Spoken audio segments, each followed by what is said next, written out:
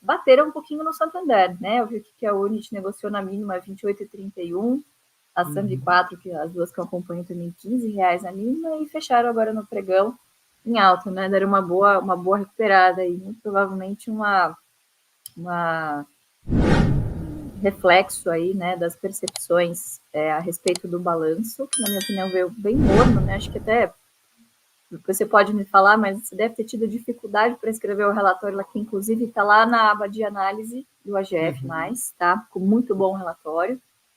E eu acho que assim, trazendo, não tem muita coisa maravilhosa para destacar, né? Eu acho que a grande lição desse trimestre aí, acho que a grande palavra, na verdade, é estabilidade, né?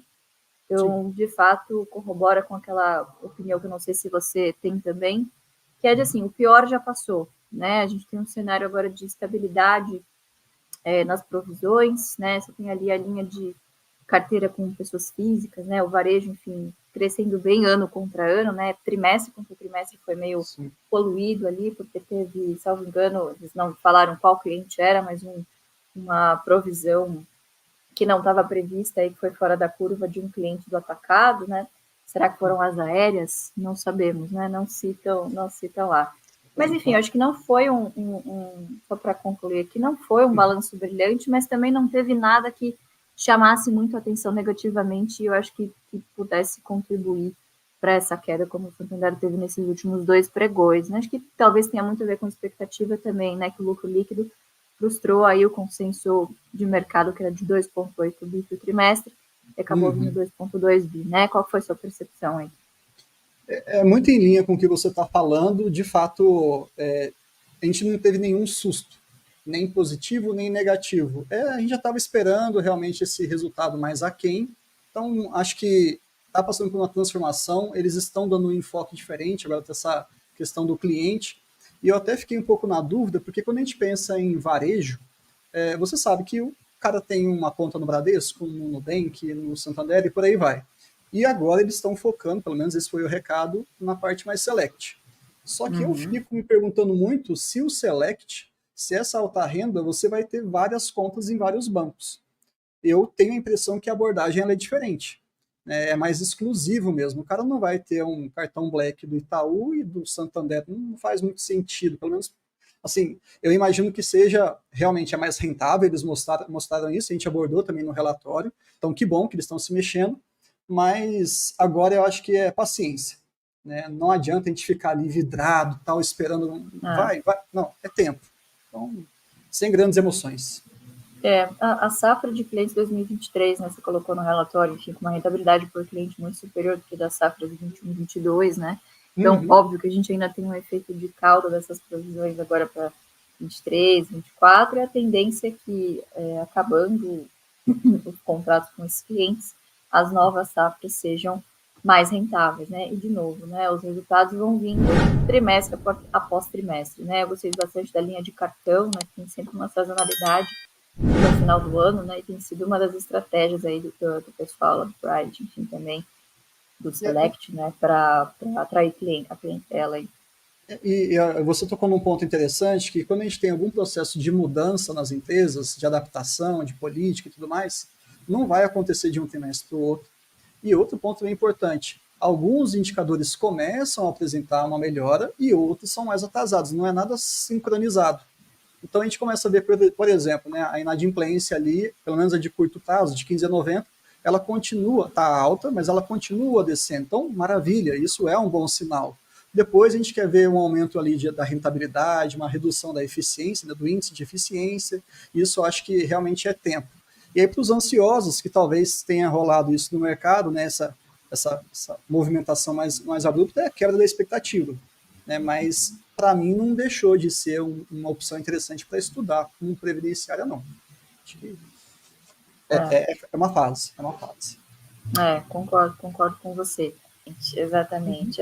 Eu costumo dizer que para todo tipo de expectativa eu sempre sigo o contrário da galera, né? Então, o balanço, ele trimestral, ele vai dizer muito pouca coisa, né? Talvez você consiga capturar ali algum movimento estratégico, se delineando, enfim, mas a bigger picture, né, quer dizer, o cenário mais 360, enfim, você vai tendo mais na junção do trimestre após trimestre, né? Enfim, então acho que, falando muito bem o que você disse, Santander, acho que os fundamentos estão mantidos, né? Apesar de que deu no meio do ano passado eu fiz uma troca, né? Eu dei uma reduzida na minha exposição de Santander, mas eu troquei Sambi 4 pela posição que eu queria em Sambi 11, né? Por conta dos aluguéis que estavam melhores e tal, e porque Sambi 11 me possibilita fazer, desculpem, tá? Espalhar a voz, me possibilita fazer aquela estratégia que a gente gosta bastante de dividendos com opções, né?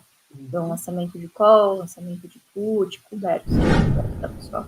Então, troquei e tô satisfeita aí com o preço que eu acabei fazendo a troca, né? Fiz um prejuízo aí perante a receita, mas, enfim, esses últimos 7, 8 anos só que me pagou de dividendo aí, tá mais do que pago esse prejuízo, sem dúvida nenhuma. Muito bom, muito bom. Bom, vamos pegar aqui algumas perguntas. Vamos pegar umas perguntinhas. Deixa eu O que ver você vê aí aqui. que eu não tô conseguindo, não tô conectada, não tô logada aqui? Não, sem problemas. Aqui. Agora uma pergunta para você. Tenho certeza que tem informação ali, pelo menos para acalmar aí o Túlio e também a mim, que eu estou interessado. Luiz, e quais as suas perspectivas para Taurus? Ainda está comprando?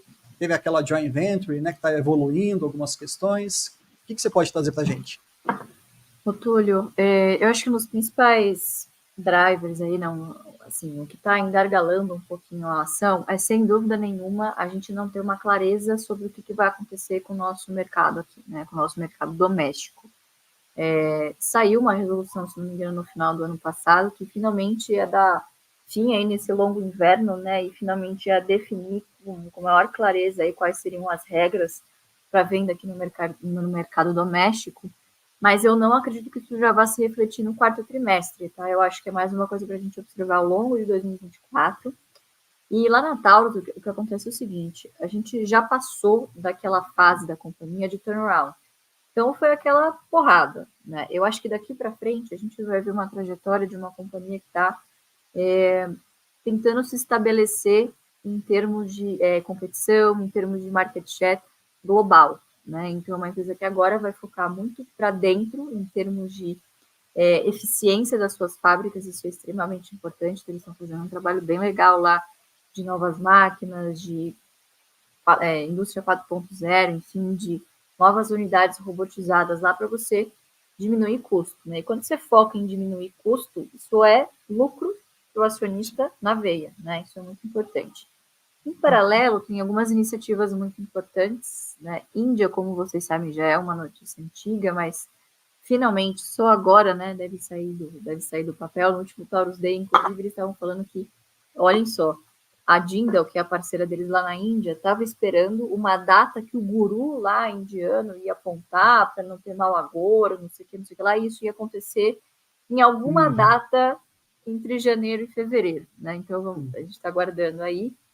Eles já enviaram as amostras, né, para participar da licitação, enfim, estão aguardando. Índia é uma coisa meio complicada, que é o Brasil 10 vezes pior em termos burocráticos, em termos de desorganização, né? Então, mas enfim, o potencial ele compensa toda essa desorganização. E por fim tem o memorando também de entendimentos com o pessoal da Arábia Saudita, né? Que está com um dos maiores orçamentos para mercado de defesa e segurança do mundo, né? Só perdendo aí para Estados Unidos, Rússia, enfim, né? Tá em terceiro, quarto lugar.